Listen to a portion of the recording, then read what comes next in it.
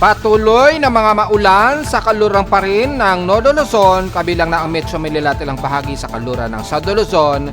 Medyo makakaroon pa rin ng mga isolated showers, bunsod pa rin ng patuloy na umiiral na habagat. Pero nalalabi naman sa katamtaman at mostly fairly weather ang iiral. Mga ilang kalat na mga isolated rain showers naman ang iiral sa ilang bahagi ng Eastern Visayas at Mindanao, bunsod ng trough system sa Dagat Pasipiko. Bagyo sa labas ng ating Philippine Area of Responsibility sa silangan ay lumakas na ito into severe tropical storm. Pero may posibilidad pa kaya itong pumasok sa Philippine Area of Responsibility, ating tatalakayin. At despite na magiging mababa ang pag-ulan sa ulan linggo ng Agosto sa Pilipinas, may tsansa pa rin ba na may mabuong low pressure area sa anumang bahagi o malapit sa bansa, tatalakayin din.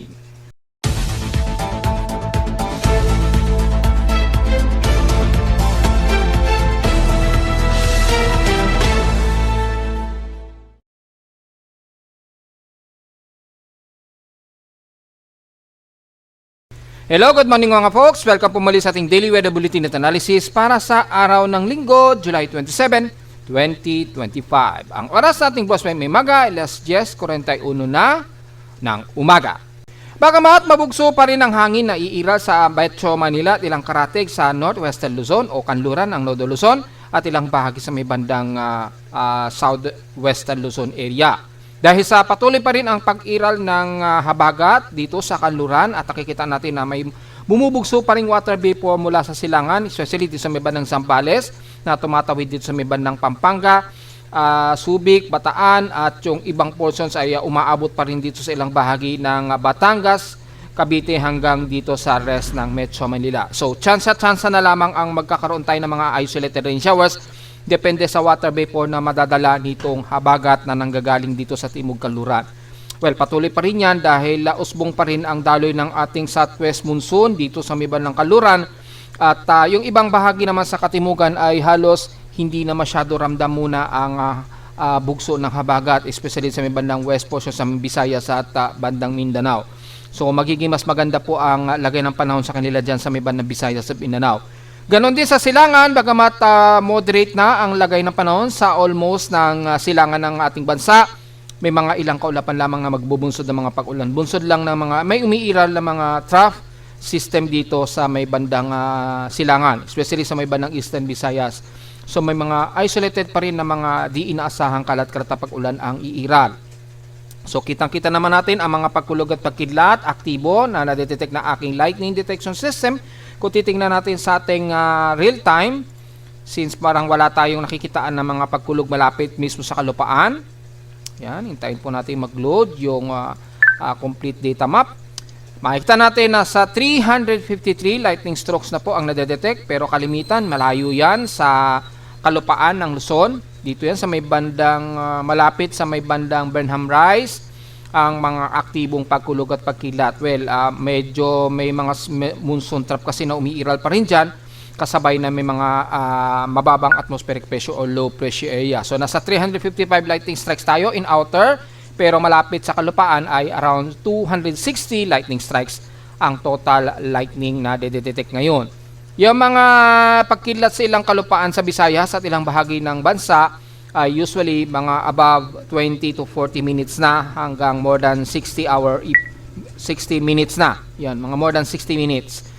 So mga kani-kanina lamang ito nagkaroon ng mga pagkulog. Ang kasalukuyang aktibo ngayon within 20 minutes ay dito sa may bandang Burnham Rise. Malayo naman ito sa kalupaan ng Luzon. So ibig sabihin lamang nito ay may presensya pa rin tayo ng habagat dito mula sa Timog Kanluran at may mga sepestap na umiira din sa may bandang Islim Nodo Luzon. At dahil na rin sa may mga monsoon trough pa rin dito na umiiral na kung saan ay mga remnants ng dating bagyo na dumaan sa atin sa bansa, especially dito si dating bagyong si Emong. So may mga monsoon trough pa rin dyan kaya nagbubunsod po ng mga kaulapan sa ilang bahagi ng Extreme Nodo Luzon na magbubunsod po ng mga kalat-kalat na pag-ulan na may pagkilat at pagkulog pa rin. Ganon din sa may bandang Eastern Visayas. May mga ilang mahina hanggang katamtaman at ilang minsanan na ulan ang iiral maging sa may bahagi pa rin ng Mindanao. Pero all in all, sa katimugan, makikita ninyo ay walang masyadong mga pagkulog at pagkilat at halos moderate ang lagay ng panahon at fairly weather sa most areas ng Mindanao. So nakataas ngayon ang thunderstorm natin sa Visayas region, especially sa may bandang Cebu, Bohol, Siquijor, Negros Oriental po at Southern Leyte, Biliran. So halos buong Central Visayas hanggang Eastern Visayas po dahil nabanggit natin may nakikitaan nga po dito na ilang surface trap na umiiral. Kaya may mga kalat-kalat po ng mga pag-ulan na may pagkilat at pagulong ang iiralin. So within 12 hours na po yung empirical forecast nito. So importante na lamang ang payong just in case. Magiging maganda pa rin yung panahon ninyo, medyo aaraw pa rin, pero may mga portions sa inyo dyan na magkakaroon kayo ng mga biglang isolated rain showers and localized thunderstorms, especially sa Eastern Visayas. So take note yan mga folks. Sa ating current conditions, overcast, gloomy pa rin sa amin, sa Caloocan, mahangin at mostly cloudy pa rin ang umiiral, base na rin sa ating dashboard. Ayun, mahangin talaga, pumapalo pa rin yan sa bugso ng hangin 40 km per hour at yung wind gust nito o bugso umaabot pa na hanggang 76 km per hour o 77 km per hour. So medyo windy pa rin sa amin dito sa Metro Manila o sa amin sa Caloocan. Sa lowest temperature na itala na kay weather station kaninang 7:10 AM nakapagtala kami ng lowest of 25.3 degrees Celsius. Kahapon tumataas na yung aming outside air temperature, pumalo na sa 30.7 degrees Celsius. Kaapon ito ng hapon at 1:02 PM. Ibig sabihin, tumataas na rin ang aming heat index. Nasa 40.9 degrees Celsius po ang heat index namin sa Caloocan kahapon. So medyo nag-i-improve na nga po yung weather conditions. Wala naman sa heat index ngayong araw, nasa 36.3 degrees Celsius na po as of 9:48 AM yung aming extreme quotient heat index. So medyo mainit-init na. Pero sa forecast, inaasahang 37 degrees Celsius daw. So, tugma naman ang lumalabas na forecast sa real time. Inaasahan hanggang papalo ito hanggang 38 degrees Celsius daw ngayong araw. Simula mamayang alas 12 hanggang alauna ng hapon dito sa amin sa Caloocan. So, makikitang mababa ang pinapakitang heat index pa rin sa amin dito sa Caloocan. So, hindi naman ganun katindi ang magiging init at magiging alinsangan. So, medyo okay kahit papano. Pero sa ibang lugar sa bansa, especially dito sa may bandang Cagayan Valley, dahil ang bandang Lawag, medyo mababa pang heat index dyan. Sa may bandang Cagayan Valley, well, asahan na ninyo ang mas maalinsangan na panahon, napapalo ng 43 degrees Celsius daw, ang magiging heat index forecast ninyo ngayong umaga dyan. Papalo pa yan hanggang sa mula 48 degrees Celsius, mamayang 12 o'clock hanggang alas 2 ng hapon. So, mas maalinsangan kayo dyan at grabe ang inyong magiging heat index agad dyan. So, wag po agad magpa-dehydrate at uminom po ng maraming tubig just in case. Sa bahagi naman ng Santiago Isabela ay nasa 45 degrees Celsius po ang inyong heat index ngayon, yung forecast. So, papalo pa yan hanggang 49 degrees Celsius, mamayang alas 12 hanggang alas 2 daw yan ng hapon. So, grabe rin ang init sa inyo dyan sa bandang Santiago Isabela. So makakaranas kayo ng mas hot humid na panahon diyan despite na may mga forecast kayo na uulanin lalo na sa hapon o sa gabi. So ngayong umaga hanggang tanghali, naasahan pa rin na magiging grabe ang inyong alinsangan diyan. So take note yan at silipin natin sa may bandang Dagupan kung mataas na rin ang kanilang heat index diyan. Yes, medyo mataas na rin. 40 degrees Celsius po ang inyong forecast at papalo pa ito hanggang 42 degrees Celsius ngayong umaga, alas 11 na ng umaga hanggang alas 12 ng tanghali yan. So, medyo danger na rin ang inyong heat index dyan. Umaaraw-araw na rin kasi. Sa Central Luzon sa Tarlac ay nasa 38 degrees Celsius po ang inyong heat index. Papalo pa yan hanggang 40 degrees Celsius which is pinakamataas ngayong 11 hanggang alauna ng hapon. So, medyo mataas na rin ang inyong heat index dyan. Sa bahagi naman ng Batangas, tingnan natin kung maulan pa rin ba sa kanila. Well, kung titingnan natin dito, medyo tumataas-taas na rin. So, medyo gloomy pa rin sa kanila. Pero papalo sa 37 degrees Celsius yung forecast ninyo na heat index ngayong umaga. At mukhang yan na ang pinakamataas. Hindi, pinakamataas mamaya pa palang 11. So, mayroon pa tayong at least 10 minutes para maging 38 degrees Celsius ang extreme quotient forecast ninyo dyan sa Batangas. Sa bahagi naman ng San Jose, Occidental Mindoro, ang inyong heat index forecast ay 39 degrees Celsius daw. which is pinakamataas na raw yan ngayong araw-araw hanggang alas 12 yan ng tanghali. So medyo gloomy sigurado pa rin kayo dyan at medyo overcast pa rin ang inyong paligid. Well, dahil malapit pa rin o umiiral pa rin kasi ating habagat, kaya asahan pa rin na medyo gloomy at mga kalat-kalat pa rin ang pag-ulan ang iiral. Sa bandang Cebu naman sa Central Visayas, sinasa natin na heat index sa inyo, mas maalinsangan pa rin o mas maalinsangan, 42 degrees Celsius po ang inyong napakataas na heat index.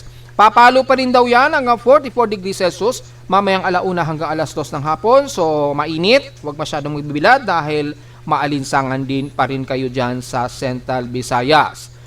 Sa Mindanao naman, kung double check natin dahil kahapon medyo mas moderate at fairly weather na sa kanila dyan. Well, medyo mataas-taas na ng konti. 35 degrees Celsius po ang inyong heat index sa Davao City. At papalo pa yan hanggang 38 degrees Celsius starting mamayang alauna hanggang alas 3 daw yan ng hapon. So medyo mataas ng konti ang inyong heat index. Pero acceptable naman yan sa atin katawan. Sa Zamboanga Peninsula halos kapareho pero mas mataas ng konti sa kanila na 39 degrees Celsius. At mukhang yan na ang pinakamataas sa inyo mula ngayong umaga hanggang mamayang alas 2 ng hapon na magre-retain sa 39 degrees Celsius daw ang highest heat index ninyo sa Zamboanga Peninsula. So medyo magiging humid o hot humid din kayo dyan dahil mostly ay nagmo-moderate and fairly weather naman kayo dyan sa halos buong Mindanao area. May mga gloomy lamang ang iira sa may ilang bahagi ng bandang Agusan region at Surigao region dahil sa medyo may sapesap na namumuo sa may bandang dagat Pasipiko kaya medyo nagkakaroon ng ilang accumulated rain showers dyan. Tatalakayin natin yan maya-mayang konti. So generally halos tumataas na po ang ating heat index sa iba't ibang panig ng bansa. Maliban pa rin sa may bandang kanluran ng Nodo Luzon na medyo mababa pa rin dahil sa mas concentrated sa kanila yung tama ng habagat dyan. Kabilang na ang bandang Zambales, kasama pa rin ang bandang Metro Manila at Southwestern Luzon.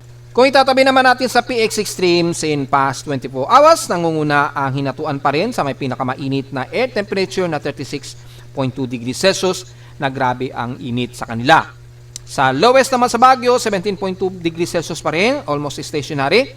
At sa Inulan, sa Subic Bay, ay nasa 47 mm pa rin ang inabot nila in past 24 hours. Sa amin sa Caloocan, 16.8 mm ang naging total rainfall namin sa Caloocan. So, nagkaroon pa rin kami ng mga kalat-katapag ulan. At ngayong umaga, may 2.4 mm kami na total rainfall. So, sa loob ng 7 araw ay nakaka 1,022.1 mm total rainfall na kami. Sobrang taas na niyan. So, very saturated ang naging pag-ulan namin sa Caloocan ngayong month of July ha. In fairness yan mga folks. Sa atin namang outside humidity ay 87% po. So, medyo mataas pa rin. At bumaba ito ng 6% since last hour. Bahagyang mababa ang ating atmospheric pressure pa rin na nasa 1,005 hectopascals. Instead ito since last hour, so medyo may low pressure area na malapit pa rin na nadedetect na aking weather station sa Caloocan. So malamang dyan yan sa may bandang extreme Nodo Luzon or yung siguro yung nahahatak o yung monsoon trough pa rin mula sa kay dating bagyong si Emong. Pero napakalayo na kasi ni Emong sa labas ng pare. Pero kasi yung monsoon trough niya medyo nagpapang-abot pa rin sa may bandang Batanes Group of Islands. So medyo nadedetect yung presensya pa rin ng low pressure area. And steady ito since last hour. Maximum high tide po tayo ngayon. So eksakto 11:10 AM po na high tide po tayo. Tingnan natin kung 1.5 meters pa rin ba ang magiging sea level ngayon, araw. Nabawasan ng isa, 1.4 meters na lamang po. Pero mataas pa rin yan mga folks at napakalalim pa rin. So delikado pa rin pumalaot kahit na 1.4 yan. Dahil sobra-sobra pa rin ang taas ng sea level niyan ngayon. So sa mga papalaot ngayon, bagamat linggo naman, mukhang wala naman siguro magbabalak pumalaot. Pero sa mga maliligo o balak maligo sa mga karagatan ngayon, lalo na sa mga chikiting, ay ingat pa rin po dahil kung sisilipin po natin yung Global Forecast Assessment for Significant Wave Height, ay makikitang mataas pa rin ang alon natin sa buong kanluran ng Nodo Luzon hanggang bandang Mimaropa po. Maabot pa rin sa 1.25 meters ang alon at sa may bandang Silangan naman, dito sa may bandang baybay ng Cagayan, umaabot pa rin hanggang 2.5 meters ang taas ng alon hanggang sa may bandang Bicol region. So medyo delikado pa rin pumalaot ngayon mga folks kung magbabalak po. At sa mga maliligo po ay malakas po ang alon natin sa may bandang kanluran dahil tuloy-tuloy pa rin ang bugso ng habagat. So magbubunsod po yan ng malakas na gale force winds po. So mataas po yung wind force dyan sa may baybay ng kanluran ng bansa natin, lalo na sa Luzon hanggang Mimaropa area. Sa may banda silangan naman, bandang Bicol region naman at Eastern Visayas. And the rest naman, pababa ng Mindanao, kalmado naman, pero biwari na lamang sa magiging southwesterlies dyan na manipis na umiira. So posible pa rin kayo magkaroon ng mga malakas na gale force winds dyan. Lalo na dyan sa may bandang Surigao, na kung saan matindi ang magiging pag-alon pa rin ha, dahil naglalaro dyan yung taas ng alon. So delikado po at kasabay pa ng high tide na umiiral ngayong kasalukuyan po. Eksakto 11:10 AM po ang maximum peak ng ating high tide o sea level na aabot pa rin ng 1.4 meters. So take note yan. Sa ating namang almanak, sumikat ang haring araw kaninang 5:38 AM at inasang lulubog po ito mamayang 6:27 PM. At sa ating waxing crescent na may 5% illuminated na po. So kaka-moonrise pa lamang po siya, pero mga paglubog pa lamang po ng buwan mamaya, medyo makikita nyo na yung pinaka short crescent niyan mamaya. Yung waxing crescent, makikita nyo na yan. May 5% illuminated na eh. So magmo-moonrise po yan o kaka-moonrise lamang nitong umaga, 7:43 AM. At inaasang lulubog po ito ay mamayang gabi na at 8:28 PM. At sa ating local weather outlook para ngayong linggo hanggang bukas ng Lunes, which is huling Lunes na ng July 2025, magiging partly cloudy pa rin ang ating maghapon at asahan pa rin ang mga localized thunderstorms o yung mga afternoon showers natin. At since epekto pa rin o may presensya pa rin tayo ng habagat, asahan pa rin natin ang mga kalat-kalat na pag-ulan ng tuloy-tuloy yan, lalo na dito sa parte ng Luzon area ha. So ganun din po. Bukas, ganun din maulap ang ating panahon at may mga localized thunderstorms pa rin ang iiral sa pagdating po ng hapon o maging sa gabi po. So importante ang payong pero wari na lamang sa bugso ng hangin. Very windy po kasi tayo dito sa parte ng Metro Manila at ilang karatig Northern Luzon. Highest and lowest temperature expected maglalaro 29 to 31 degrees Celsius and lowest temperature expected ay 26 degrees Celsius. So base dito sa local weather advisory, southwest monsoon daw apektado daw buong bansa, which is medyo disagree po ako dito. Ang apektado lamang ng southwest monsoon natin typically dito lamang sa bahagi nga po ng kanluran ng Nolo Luzon, kasama ang Metro Manila at ilang bahagi dito sa may bandang southwestern Luzon. Yan lang ang apektado niyan. Yan. So para clarity lang po, paglilinaw. Dito sa may bandang Visayas at Mindanao, mas hindi nila ramdam masyado yung daloy ng habagat. Dahil yung habagat natin kumikilos pa northeastward. Pa northeastward po ang galaw niya. Makikita niyo yan mamaya sa satellite imagery kapag nag-report na tayo regarding sa ating satellite imagery. So ang huling linggo natin ngayong July, inaasahan pa rin natin na overcast pa rin tayo at partly cloudy hanggang sa umabot na yan ng huling araw ng Huwebes. Yan. July 31 po na magiging partially cloudy pa rin tayo at mayroong 70% chance na uulanin tayo base na rin dito sa forecast. So diretso agad sa ating ginagamit na satellite imagery, makikita naman po natin yung malawakan nito na habagat flow, yung southwest monsoon po.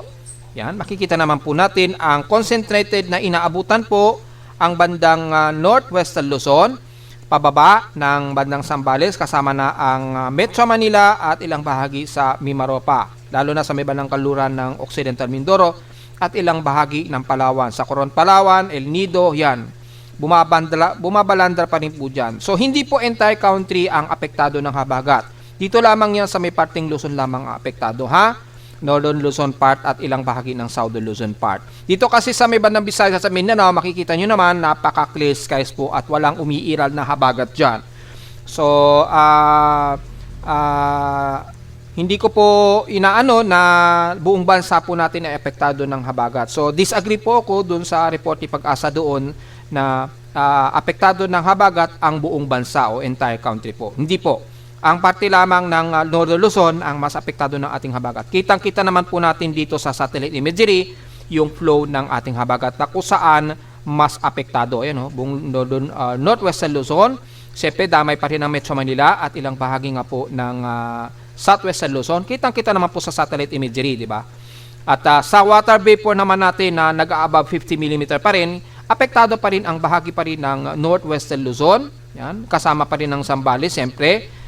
bandang Calabarzon dito sa Kanluran, Metro Manila at ilang bahagi ng Mimaropa. Kung titingnan ninyo sa may bandang Visayas at Mindanao, halos dry po.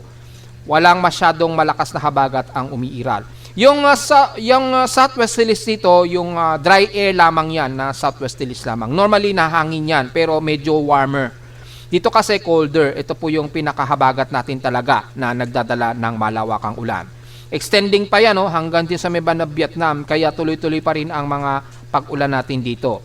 So, bago matapos ang buwan ng July, gaya na ating sinasabi nga po, yung unti-unting pag dry air dito, muna mararamdaman dito sa may bandang Mindanao at Visayas area.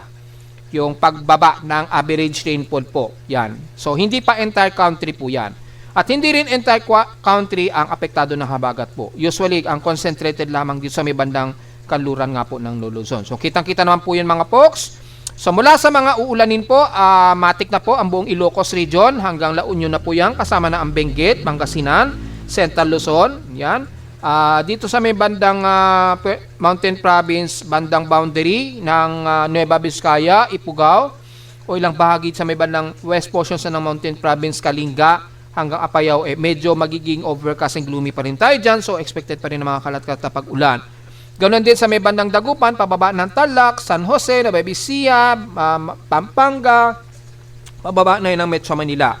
Tumatawid yan dito sa may bandang Baler Aurora pa rin, Atimunan, Quezon, medyo umaabot pa rin dyan. Hindi pala, Infanta, Quezon, hindi Atimunan, yan. Yung trough na yan ng kaulapan ng habagat at nagdadala ng mga kalat-katapag ulan. So, ganon din ang umiiral mula Metro Manila at ilang parte ng Calabarzon, especially sa may bandang Dasmariñas pababa ng Cabuyao, Laguna, kasama ng Calamba, at sa Batangas, sa Tagaytay, Lipa, yan umaabot pa rin dyan.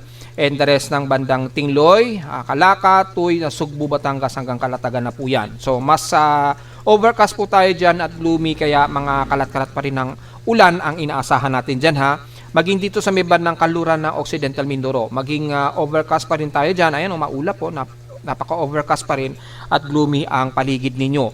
Kung titingnan natin sa may bandang Oriental Mindoro, medyo moderate. Medyo walang masyadong kaulapan dito sa may bandang silangan ng Oriental Mindoro. Pagdating sa may bandang Occidental Mindoro, dito mas overcast and gloomy na kayo. Kaya may mga pagkalat-kalat pa rin na pag-ulan ang iiral.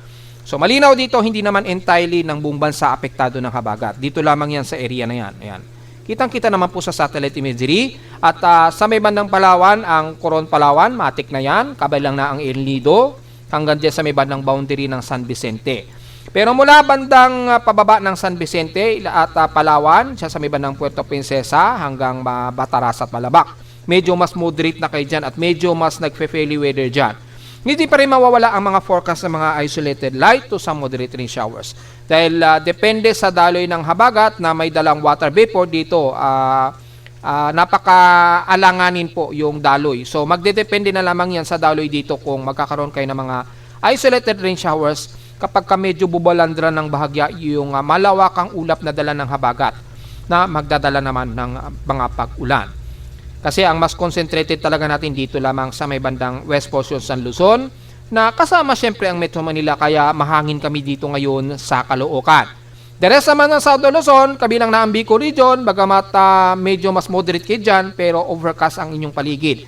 Especially na sa ilang bahagi ng Camarines Norte, Camarines Sur, pero asahan na mga isolated lamang na mga pag-ulan ang iiral, kabilang na ang buong Camarines Sur, Irigal, Legazpi, Manyan, hanggang Sorsogon, at Catanduanes. Mga isolated lamang na mga mahihinat katamtamang pag-ulan ang aasahan natin. Dahil may mga ilang surface trap na bumabalandra dito sa may bandang Dagat Pasipiko.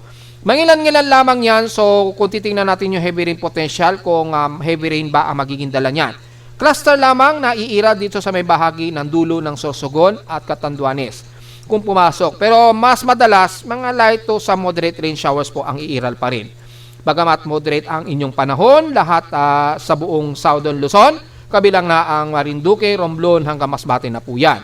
So take note yan ha, so mas moderate kayo dyan, pero hindi mawawala ang mga kalat-kalat pag-ulan, lalo na yung mga afternoon rain showers natin. Mula naman sa Eastern Visayas, magiging mas overcast and gloomy rin ang buong Northern Samar, so asahan din ng mga mahihinat katamtamang pag-ulan, hanggang dito na yan sa dulo ng Oras, hanggang Dolores, patawid na yan ng bandang kaluran ng Catbalogan. Yan. At patawid na yan ng mga isla dyan naman ng Santo Niño, Almagro o Maripipi. So, take note yan sa mga magkakaroon ng mga mahihinat katamtamang pag-ulan pa rin. Pero sa may bandang katimugan na, mula dito sa Sulat, pababa ng Borongan, Eastern Samar hanggang Gian, mas moderate at mas fairly weather ang inyong panahon. Magkakaroon lamang kayo ng mga isolated rain showers and localized thunderstorms sa maghapon, kabilang na ang buong northern part ng Leyte. So, Tacloban at Ormoc, medyo mas fairly weather ang inyong lagay ng panahon. So, medyo mas maaraw kayo dyan at asahan ang hot, humid na panahon. Pagdating naman sa may bandang katimugan ng Leyte o Southern Leyte, mula dito sa may bandang Sagad, Hinunangan, and the rest ng bandang San Francisco, overcast din kayo dyan, gloomy, so mas maulap kayo dyan. Expected din ng mga kalat-kalat na pag-ulan, may pagkilat at pagkulog. Ganon din sa bahagi ng Central Visayas sa may bandang Bohol, Siquijor, at ilang bahagi sa katimugan ng Negros Oriental. Dito sa may bandang Siaton, Dumaguete, hanggang dyan sa may bandang Bayawan at Bais. Kaya nga nakataas dyan yung thunderstorm watch mula kay Pag-asa kung babasahin ninyo sa website nila. Ganon din sa may bandang southern part ng Cebu, mula dito sa may bandang Oslob, Ganintilan, hanggang sa may bandang Argao. Pero mula dito sa may bandang Karkar, boundary, hanggang Cebu mismo, yan, City of Cebu, yung sentro ng Cebu, ay katamtaman at mas moderate naman ang inyong panahon dyan. Medyo nagpe-fairly weather din kayo dyan dahil halos clear skies kayo dyan sa ilang bahagi. Magkakaroon lamang ng moderate dahil may mga portions ng kaulapan mula Bohol na tatawid ng bandang Cebu City po. So, hindi mawawala ang mga isolated na mga mahihina at katamtamang ulan pagdating po ng hapon, gabi o madaling araw po. So, take note na lamang po yan, yung water vapor ay normally magkakaroon lamang ng mga ilang isolated rain showers. Ganon din sa ilang bahagi ng Negros Occidental, bagamat mas moderate ang inyong panahon, mas hot, humid din kayo dyan sa buong paligid ng Bacolod hanggang Canlaon na po yan. Pataas na yun ng bandang Cadiz, medyo wag masyadong magbibilad dahil mas matindi ang sikat ng araw sa inyo dyan. Chance na pag-ulan sa inyo, medyo mababa ng konti, around 44 to 52% chance na kayo uulanin. Magkaroon man ng pag-ulan, mga light rain showers lamang ang kalimitan ang bubuo sa inyo. Kabilang nasa may bandang Iloilo, Guimaras, at yan sa rest ng bandang Panay Island, mula dyan sa may bandang Banate, Iloilo nga po, at dyan sa may bandang dulo ng San Jose de Buenavista, Tobias Pomier. Pagdating naman sa hilaga ng Panay Island ay magiging overcast and gloomy na kayo dyan, kasama na ang bahagi ng kaluran ng Antique, Aklan, hanggang Capiz po yan. So makataas pa rin ang thunderstorm watch dyan malamang sa inyo dyan. Kabilang nasa dulong-dulo nga po dito ng Malay, Baruanga hanggang Libertad po. So take note yan po nga folks sa mga isolated rain showers. Pagsapit naman ng Mindanao ay magiging maulap din at overcast ang buong Dinagat Islands at Siargao at ilang bahagi sa Surigao del Norte. Magkaroon man ng mga kalat-kalat pag-ulan, mga mahinat katamtaman ito at mula sa bahagi na po ng Surigao del Sur at Agusan del Sur and the rest ng buong Davao o Mindanao, Central ng Mindanao hanggang buong Davao Region. Fairly weather po kayo dyan, so expected po ang hot, humid na panahon, maaraw at maalinsangan ng iiral po dyan sa inyo. All the way hanggang Lanao del Sur na po yan, patawid ng bandang Zamboanga del Sur po hanggang Zamboanga del Sibugay. Magiging overcast ang ilang bahagi ng Dipolog at Misamis Occidental at Zamboanga del Norte. Medyo magkakaroon ng mga overcast dyan.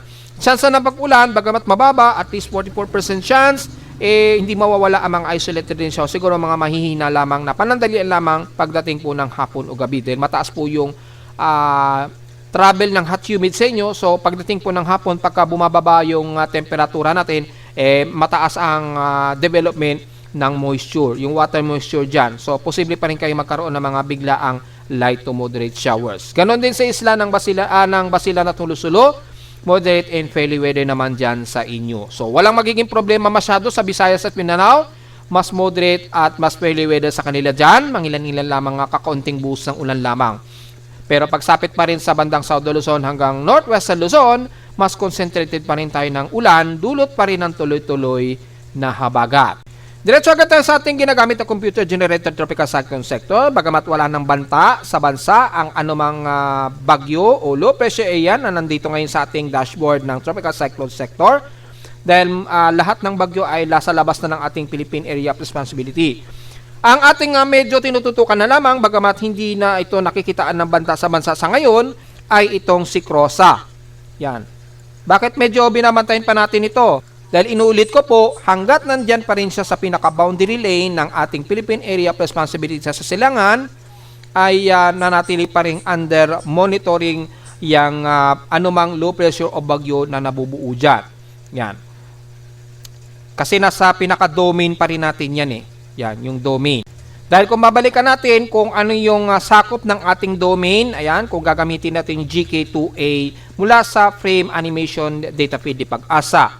Meron tayong Philippine Area of Responsibility at meron tayong outer domain. Ito po yung dalawang klase po yung ating domain.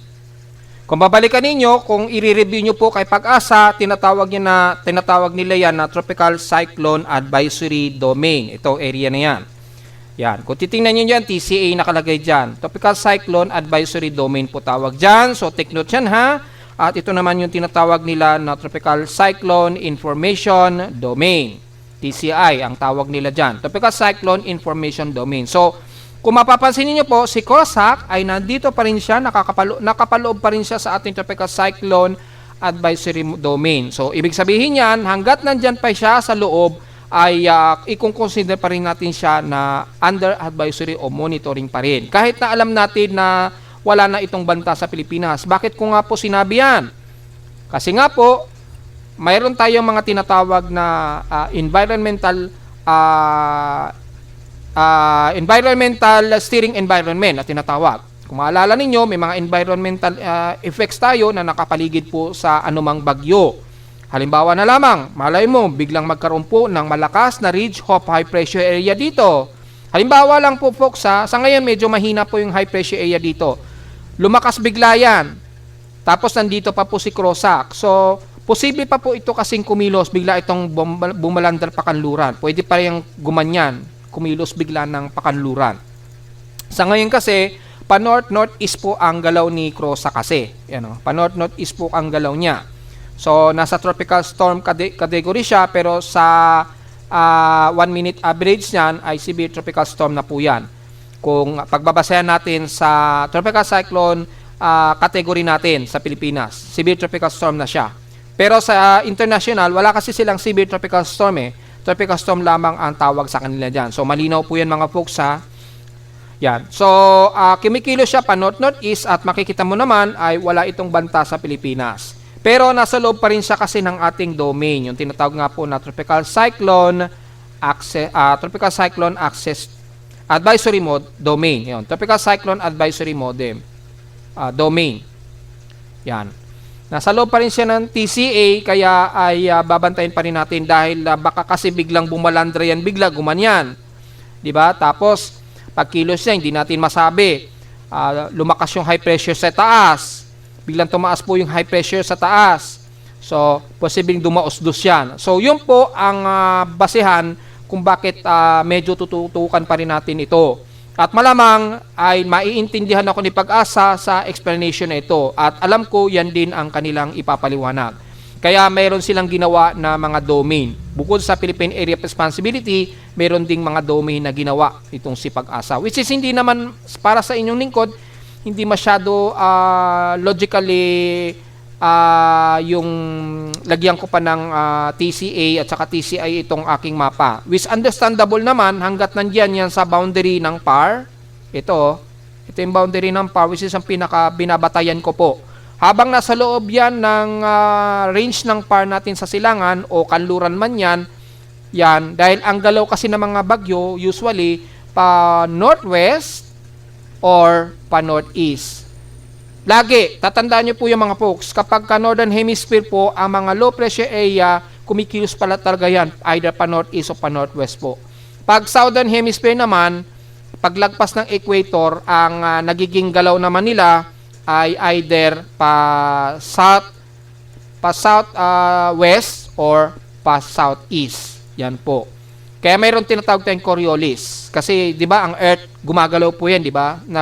Umiikot, nagro-rotate.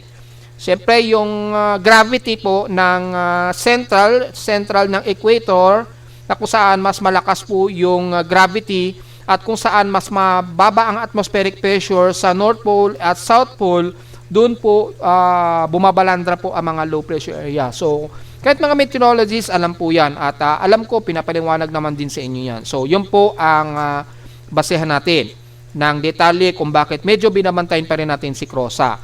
Pero once na itong si Crosa ay lumagpas na siya dito, nakatawid na siya dito, kagaya na lamang nila Emong, yan, at yung C91W, di ba, nasa itaas siya. Kaya dineclare ko kagad na walang bantayan sa bansa, yung C91W.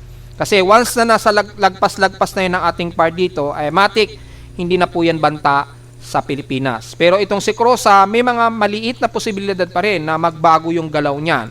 At piniliwanag ko na po kanina yung mga rason po. So, bagamat wala na siyang banta sa Pilipinas, dahil wala nga po siya nakikitaan na ito ay papasok ng ating Philippine Area of Responsibility, pero under advisory and under monitoring ay binabantayan pa rin natin unti-unti. Medyo hindi natin inaalis yung tingin natin dyan kay Crosa po. Dahil nasa severe tropical storm na ito at patuloy ang paglakas niya. At mula sa pinaka-TC track forecast combination natin, makikita po ay aabot pa siya sa pagiging typhoon category ayon sa multi-ensemble track forecast natin mula kay Japan Meteorological Agency. Ito po yung may kulay dilaw at pula na marker. Kay JMA po yan, at ito naman kay Joint Typhoon Weather Center. So makikita niyo po, pahilaga at pahilaga pa rin ang direksyon niya. Pero aabot pa daw siya sa pagiging typhoon category within or the next 24-hour period. So malinaw naman po yan mga folks ha. Yan.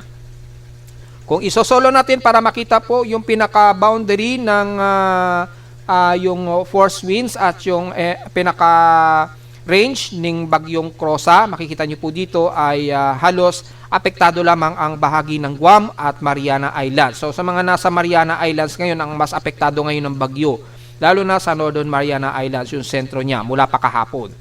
Grabe ngayon ang bugso ng hangin dyan. Yan, tatawid dyan at aabot pa nga daw ito sa typhoon category. Kay Japan Meteorological Agency naman, yan, at least na-discover ko na yung tinatawag na HAL ha, yung tinatawag na vortex HAL na tinatawag. So, na-discover ng inyong lingkod paano gawin yan. So, ilang buwan at ilang taon ko rin yan na pinag-aralan kung paano gawin yan, yung mga cone of uncertainty na yan. So, piniperfect ko pa yan, at least medyo perfect na po siya at meron na siyang cone of uncertainty. Wala namang area ng kalupaan ang inaabutan ng cone of uncertainty na to. So, at least mas madali nating ma-identify na yung uncertainty ng bagyo. Kasi, again, hindi na dire-diretso o hindi laging straight path ang galaw ng bagyo. Nagbabago-bago talaga ng direksyon yan. Kaya gumagamit ang mga meteorologists ng tinatawag na cone o probability o uncertainty. So, kailangan sa presentation din sa aking tropical cyclone sector monitoring, dapat meron din tayong nilalagay na cone HAL. Yan. Tinatawag na cone HAL. Yan. Ginamitan natin ng mathematical order. So, ilang taong ko din inaral yung lahat ng pinag-aralan ko nung college, trigonometry, saka algebra, maa-apply para rito sa paggamit natin ng tropical cyclone monitoring. Importante pa talaga pag-aralan talaga yung algebra at geometry. Doon lahat maa-apply itong mga formula na ito. So, successfully nagawa natin yung pinakahal. So, kay Pag-asa, kapag nag-load uli yung map niya, since expire na po yung tropical cyclone track monitoring ng data feed ni Pag-asa, dahil wala na po kasi silang binabantayan na anumang bagyo, ay expired na po yung tropical cyclone track. Wala na po tayong makikita na tropical cyclone track dyan. Automatic, hina-hide yan ng aking tropical cyclone sector. Yun po yung pinaka-high-tech feature ng aking webpage. Na kapag ka-expire na po o hindi na masyado sufficient o hindi na aktibo yung monitoring ng mga weather agencies, automatic hina-hide dyan ng aking webpage o binubura para hindi ma-overload yung webpage. Yun po yung kagandahan niyan. So, wala na po o wala nang forecast si Pag-asa. So, ibig sabihin, expire na po. Yan. Tapos, meron akong ginagamit na tropical cyclone forecast error. Ito yung pinaka-empirical error forecast, which is madodouble check natin yung mataas na efficiency ng error. Yan. Masasearch nyo yan sa webpage ni Japan Meteorological Agency kung anong ibig sabihin ng tropical cyclone forecast error. O yung pinaka-mean forecast error nila. Yan. Napag-aralan din natin kung paano ginagawa ng Japan Meteorological Agency yung technique na ito. Importante kasi natin pinag-aaralan yan dahil meron tayong tinatawag kasi ng capacitated o yung forecast error na mga iba't ibang recorded na typhoons. So ito makikita nyo, iba't ibang klaseng mga bagyo na nagdaan yan na mga ilang nakaraang century at taon. And then, kino-combine po yan, sinosort po yan, pinagsasama-sama at makakabuo po ng isang pattern na tinatawag natin na yan, yung mesh error. Yan, may mga mesh error, maraming mga sabog-sabog po na mga tuldok dyan. And then, kinukuha po yung forecast error na yung tinatawag po na sorting ng may pinakamataas sa percentage ng accuracy. Tulad na lang yan. Ito yung pinakamataas sa accuracy. Yan, yung area na yan. At yan, yan, yan. O, makikita nyo po, di ba? Kung titingnan ninyo, mas mataas ang sort of accuracy yung ganyang galaw, yung forecast na yan. Ayan. So, pagka kinumbine po yan, may formula po dyan. Hindi ko na ipapaliwanag. Pag-aralan nyo na lamang po dahil mauubos po ang ilang taon bago natin maipaliwanag ng buo yan. Pero at least meron na kayong idea kung paano po sinusorting yung forecast error. And then, pag nabuo po yung forecast error na yan, magiging ganito na yan. Yan. O, di ba? Smooth na siya at magkakaroon na siya ng pinaka-empirical na pinaka-highest accuracy ng forecast track ng bagyo. At lahat ng weather agencies, ganyan po ang ginagawa nila. So, yan po sa unang pagkakataon ay ang inyong lingkod lamang ang nag-aaral ng maigi ng behavior ng bagyo at yung mga empirical forecast at kung paano natin kino-compute para makuha yung at least medyo closest accuracy ng magiging galaw ng isang bagyo, which is tugma naman sa lumalabas na mga forecast. At kung pagsasamahin natin ang combination ay makikita nyo po na ayan, nag-zoom in kasi siya. Ayan. Makikita nyo po, halos ganun ang lumalabas na empirical forecast po. So, tama naman po yung lumalabas, di ba mga folks? Yan. So, malalaman nyo po yan, yung mga nag-aaral ng mga meteorology, i-discuss ng mga professional niyan. Kung paano po kino-compute yung ganyang forecast error. So, yan po. Tanong na lamang ninyo kasi hindi po tayo pwede mag-discuss yan dahil ay aking personal na pag-aaral po. Siyempre, kayo na lamang po magsuri para may sarili po kayong analysis kung paano po kino-compute yan. Ang magiging suggest ko lamang sa inyo mga folks is importante po na pag-aralan talaga ang trigonometry, algebra, yan, at saka yung mga stat probabilities kasi lalo na gumagamit tayo ng coordinates, importante yung algebra kasi yung x and y axis ay importante po sa paggamit nito sa forecast ng mga bagyo, lalo na sa pag-compute ng cone of uncertainty and probabilities. Lahat ng mangyan, magagamit niyo po yan dito. Yan, yun po ang dahilan kung bakit gumawa ako ng multiple tropical cyclone track combination at mga bukod-bukod o hiwa-hiwalay na tropical cyclone track forecast para mas very detailed natin na monitor na maigi ang bagyo po. At least medyo nakakatulong ako ng maigi na sa mga webpage viewer natin yung pinakadetalye ng galaw talaga ng bagyo gamit ang iba't ibang mga weather agencies. So balik po tayo sa ating analysis. Nga pala itong forecast ensemble, asahan nyo po pag niload nyo yan ay medyo malag po ang load nyan. Again, napakadami po ng data na pumapasok sa forecast ensemble. Kaya medyo mabagal po talaga, medyo lag ang pag-load ng webpage ito. Pero nanatiling working yan at 100% operable. At makikita nyo po yung forecast ensemble na yan at yung mga iba't ibang mga weather agencies. Lahat na yan mula sa ECMWF, Japan Meteorological Agency, Canada, UCMO, lahat nandyan na makikita nyo po yan. Kaya ang resulta po medyo lag siya pagka dinadrag nyo po yung mapa. Normal po yan. Normal po yan sa aking webpage. At siguro, pag-iisipan ko na lamang na i-filter po o yung bawasan ko yung latency.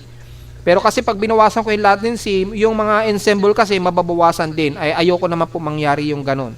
Kaya sa ngayon, medyo ganyan po muna yung resulta at working naman siya perfectly kahit na medyo lag dahil nga po sa dami ng data na pumapasok sa kanya. So sa mga gusto malaman yung ensembles o forecast ensembles, meron din po tayo niyan mga folks. At balik po tayo sa ating analysis forecast, lalo na yung magiging spaghettios. Makikita natin itong si Cossack ay nasa severe tropical storm category pa rin siya within 2 days. Pero sa empirical forecast ng mga iba't ibang weather agencies ay mataas ng confidence na aabot ito sa typhoon category. Mataas ang confidence na aabot pa ng typhoon category. So, malamang ma-void po itong forecast na ito sa spaghettios models. Mabilis po yung updating ng mga weather agencies Yan, abot man ng typhoon category. So, yun lang po, paliwanag natin. And so far, wala naman tayong binabantayan na magiging crucial na pumasok sa loob ng ating Philippine Area of Responsibility, mga folks. So, diretso agad tayo sa Global Forecast Assignment Monitoring kung meron bang susunod na bagyo o low pressure area o kahit tropical wave man lang ang papasok sa loob ng Philippine Area of Responsibility. Yan, mula sa computer models ng Global Forecast System o GFS, makikita natin ay halos improved weather condition na po sa bansa, maliban na lamang dito sa may bang kanluran ng Nodo Luzon na medyo umiiral pa rin ang ating habagat nga po.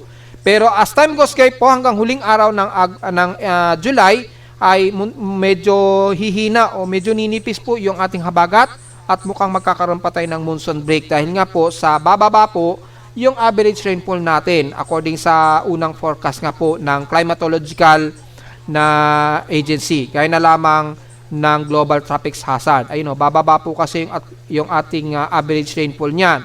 Sa huling araw po yan ng July hanggang unang linggo po ng Agosto po. So makikita naman dito sa multiple forecast ng computer models ng GFS, kay SMWF ganun din po, ayan So sa susunod na linggo po ay mukhang magiging mas maganda po ang panahon natin. Kaya expected po ang mas maalinsangang panahon dahil mukhang magkakaroon tayo ng monsoonal break po niyan sa huling araw ng July hanggang unang linggo po ng Agosto. Kay NABGEM ganun din ang pinapakita, yan. After niyan mukhang mayroong ipinapakita na bagong trough itong si NABGEM. Well, malalaman po natin yan maya-maya. Silipin natin yung global spectral model natin. Makikitaan po natin dito sa huling araw din po. Pero dito, ayon sa data feed ng global spectral model ng Japan Meteorological Agency, medyo may pag-iral pa rin ng habagat. So, malayo sa tugma ng mga forecast ng NOAA yung paghina daw ng habagat natin. Well, tingnan po natin sa mga susunod bago matapos ang month of July. Kung mangyayari yan. Ang malinaw lamang, ang Visayas at Mindanao ay magiging mababa na ang average rainfall sa kanila. I-double check na lang natin sa may bandang Luzon po kung aabutan tayo. Or baka sa Visayas at Mindanao lang po, mas maapektuhan sila ng pagbaba ng average rainfall. At may mga ilang circulation dito na nakikitaan sa silangan ng Mindanao. Yan. Mula sa mean sea level pressure kung bumababa yung atmospheric pressure. Well, sa ngayon, hindi natin nakikita na bumababa. Hanggang 1,008 hectopascals lamang nakikita natin dito. Bunsod lamang siguro ng trough nito si Cossack. Pero wala tayong nakikitaan dito na susunod sa kanya or anumang tropical wave sa ngayon. Kung sisilipin natin ang tropical cyclone strike probability, wala rin tayong inaasahan na merong susunod o anumang tropical wave na mabubuo hanggang unang linggo ng Agosto. So mukhang papasok po yung forecast na ito ng Global Tropics Hazard. And then by second week nga po, by August 6 to August 12 daw, medyo may mabubuo daw na low pressure area. Kaya lang, sa extreme node Luzon ito, mamamataan daw. Well, tingnan po natin dahil mataas nga po yung pinaka intertropical convergence zone dito sa area na to o yung mababang atmospheric pressure. So baka yung streamline na ito sa itaas ng extreme node Luzon, baka anytime may mabuong low pressure area dan or dito sa may bandang kanluran ng Guam o Northern Mariana Islands, tapos kikilos ito pahilagang kanluran. Well, tingnan po natin pagpasok po ng Agosto kung mangyayari po yung forecast na yan. Sa ngayon, hindi natin nire-ruled out yung possibilities na yan dahil pinapakita naman ng NOAA na mayroon daw at least 20% chance na may posibleng tropical cyclone development sa unang o ikalawang linggo po ng Agosto. So, tingnan natin yan mga folks. At malalaman natin yan sa ating monthly tropical cyclone forecast report. So, abang-abang na namang mga folks. Samantala sa Ulat Indol, well, medyo noisy pa rin ang aking seismometer sa Caloocan pero mukhang wala naman tayo na-detect na medyo malakas-lakas na mga paghinig. Mga maliliitan lamang na paghinig ang na-detect natin dito, so hindi masyado crucial. silipin agad natin yung data feed mula kay PBox mula kaninang madaling araw. Kung meron man, at least magnitude 4. Well, mukhang wala naman po. Pero mga minor earthquakes, meron tayong naitala. Marami-rami na rin po mga folks. So, wala tayong naitala na kahit magnitude 4.0 plus ang naitala mula sa data feed ni PBox. So, mukhang normal naman po. At tingnan natin yung historical data kung nakakailang total earthquakes na tayo ngayong araw. Yan. For the month of July 2025. Ayan. So, ang total earthquakes natin ngayon, 839 na. 800 dito is magnitude 2.0 pataas. 33 sa magnitude 4.0 pataas. At 6 sa magnitude 5.0 pataas. Mas marami ngayon ang naitala. Halos pantay lamang ha. Tigatlo sa bandang Extreme Northern Luzon at tigatlo rin sa may bandang Mindanao na may recorded na magnitude 5.0 pataas. So, alisto pa rin tayo mga folks dahil medyo mayanig na rin o mayanigin na rin ang bahagi ng Luzon maging ng Mindanao po. Pero mas marami pa rin ang cluster ng mga pagyanig dito sa may bandang southeastern part ng Mindanao o Visayas area. Yan. Kung total cluster natin, 639 po ang total earthquakes mula bandang South Luzon at Mindanao. Sa babandang Luzon naman, around 200 po. Kasama na ang Metro Manila at Calabarzon area. Yun, mga nasa 200 lamang. So, pinakamarami pa rin sa may bandang katimungan ng bansa ang may mga total earthquakes na naitala. Mas marami pa rin. So, ingat pa rin mga folks. Wag po tayong pakambante pa rin. Lalo na wala pa tayong naitala na kahit isang magnitude 6 pataas. So, sa mga nagre-request ng additional na historical typhoons, gusto kasi nila makita yung mga maximum wind speed. May mga nagre-request po sa inyong lingkod na magdagdag daw po ako ng ganun. Sabi ko kasi, meron na po kasi ako nauna na historical track history. Kaya lang, wala itong data. Gaya na lamang ng atmospheric pressure, wind speed, yan. Ito kasi is tropical cyclone track recorded lamang para makita yung direksyon ng isang bagyo. So, pinapakita lamang dito yung track ng isang bagyo na nabuo every year. Bawa na lamang itong si Vamco. Yan, ito yung naging galaw niya, di ba? Pero pagka i-click kasi natin yan ay walang data, coordinates lamang. Walang wind speed, walang atmospheric pressure. So, mga nagre-request po kasi na sana maglagay daw po ako noon. Well, meron na po tayong ginawa at pinagpuyatan natin ito dito sa ating historical typhoons plot history naman. Yan. So, halimbawa, 2025 tapos kay Vamco. So, wala po tayong year ng 2025 dito kasi ito historical ito. Yun nga lang ang kaibahan. Yan. Pero dito, makikita nyo po in historical yung mga track ng bagyo pati yung details niya. Halimbawa na lamang itong si Saula. Yan. Itong si Saula. Yan o. Makikita nyo po, ito yung kung babalikan nyo po itong sa Saula, yung information niya, kung anong bagyo yan, ay Super Typhoon Goring yan, no? Di ba? Si Super Typhoon Goring. So, madali nyo pong malalaman yung details sa Saula. Ikiklik nyo lamang ito. At kung more info naman, ito yung ginawa natin na bago. Ayan, ito po yun. Maglo-load po yung track niya. Tapos mayroon tayong legend, PMO weather wind categories. Yung wind speed ito ay base ito sa official wind category ni Pag-asa. So naka-indicate na rin dyan kung ano ang category niya. Itong si Goring. Yan, yung paglapit ni Goring yan. At makikita nyo na rin yung maximum sustained winds niya. Ano na lang ito, 157 km per hour. Tapos yung atmospheric pressure. Yan kasi yung nire-request po sa akin. So, ginawa na po natin para sa gusto malaman yung pinakadetalye ng mga historical cyclone. Para sa gusto pang detalye o more information, ikiklik nyo lamang ito para mapunta kayo dun sa website mismo ng Japan Meteorological Agency. Para sa pinakakompletong details niya, pati yung Dvorak niya, yung occurrence plot, yung diametro ng bagyo, makikita niyan, yung diameter ng storm wind, yung gale wind, yan, makikita nyo yan. Kaya nilagay natin yung link na yan kay Japan Meteorological Agency. Kasi napakadami at napakadetalye. Kaya ang ginawa ko na lamang sa program, ililink kayo kay Japan Meteorological Agency sa gustong malaman ang pinakadetalye ng isang bagyo.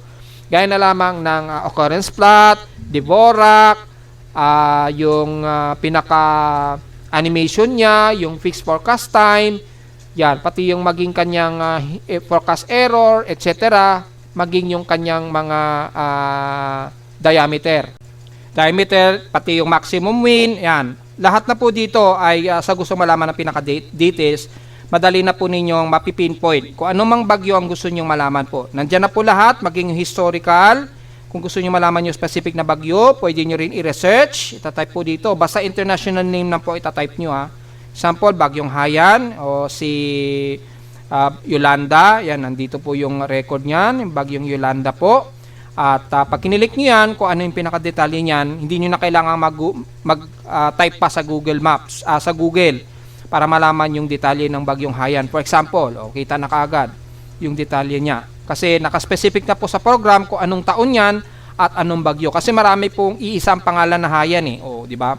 3 po yung recorded na Haiyan. Hindi naman lahat Yolanda yan, di ba? So, para sa mas detalye ay makiklik nyo po yan at yung more info ng Bagyong Yolanda noon, makikita nyo pa rin yan sa pinakamapa. At yung maximum sustained wind niya na record sa Tacloban. Mabot ng 203.7 kilometers per hour. Grabe, super typhoon, sobrang lakas. Yan. 231.5 kilometers per hour. Grabing maximum sustain. Grabing super hurricane na ito Grabing super hurricane na itong si Yolanda. Hindi natin makalimutan ito. Yan po. So at least makikita nyo po yung pinaka-detalye niya at yung pinaka-information ni Bagyong Yolanda. Makikita rin. Diretso kaagad yan kay Japan Meteorological Agency. At doon kaagad kayo dadalhin yan sa detalye ni Bagyong Haiyan. So, kaya hindi po namimiss ang inyong lingkod sa anumang detalye ng bagyo dahil automatic meron tayo niyan sa PIMO weather page na automatic dadalhin kaagad kayo sa mga impormasyon na gusto niyo malaman sa anumang bagyo. Yan. At least pinagpuyatan ko rin po na ayusin to at may mga foreigner din tayo nagre-request sa inyong lingkod yung mga avid followers natin. So at least malinaw yan mga folks at meron na rin po tayong dinagdagan yan. Yun lang po ang gagawin niyo po para sa gustong malaman ang detalye ng mga bagyo. So meron tayong backup, meron tayong isang backup, yung historical typhoons, yung track history at yung plot. Ito po yung sa baba. Yan. Ito nga lang, every year lang itong nag-update. So wala itong year na 2025 kasi hindi po real time ito. Ito yung mga historical plot siya. Ito at least kahit yung kasalukuyang year ay pwede nyo po makita. Wala nga lang details. So, para malaman po ninyo yung details, ay pwede nyo ma-click yan at dediretso kagad kayo doon sa website ng Japan Meteorological Agency. Makikita nyo kagad yung actual na detail niyan. O, di ba? So, let's say na lamang 2025 kasi po yan. So, i-download po natin. Yan. Ano ba yung huling bagyo natin ngayon? Si Crosa. Ayun, makikita nyo po yung kasalukuyang bagyo natin. Ito nga lang yung advantage ng ating historical typhoons track history sa itaas. Yan. Meron kasing pangkasalukuyang taon at recorded na mga bagyo. O, di ba? Ito yung record ni Crosa. So, meron tayong latest na bagyo kung gusto nyo malaman po. Wala nga lang siyang detail dito. Ang importante lang naman po kasi nito yung cyclone track niya, yung daan o galaw ng bagyo. Yun lamang ang purpose niyan para ginawa ko po itong forecast script na ito. Yun. Yan lang po ang ating analysis mga folks. At narito naman ating 3-day weather forecast para sa araw ng Linggo, July 27, 2025.